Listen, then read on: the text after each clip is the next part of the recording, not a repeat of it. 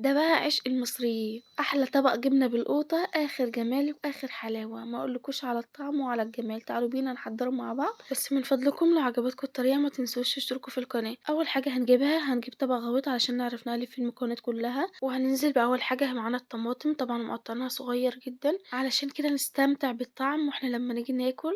وهننزل بقطعة جبنة، طبعا أي نوع جبنة انتي تحبيه أو تفضليه، إذا كانت جبنة بيضة أو جبنة قديمة، وهنقلب كده الجبنة مع الطماطم بالشكل ده كده لغاية لما كله يندمج مع بعضه ويبقى بالشكل اللي حضراتكم شايفينه ده كده، فدي خطوة مهمة.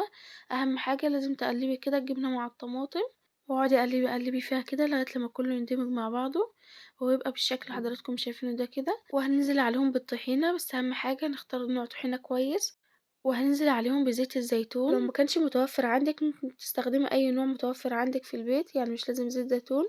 وبعد كده هنقلب كل المكونات مع بعض لغاية لما كله يندمج مع بعضه بالشكل اللي حضراتكم شايفينه ده كده،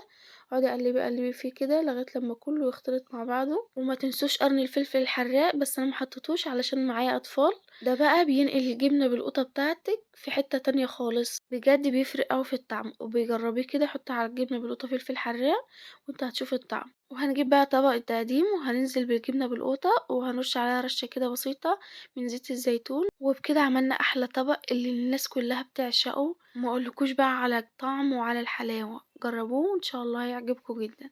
واشوفكم في فيديو جديد إن شاء الله، والسلام عليكم ورحمة الله وبركاته.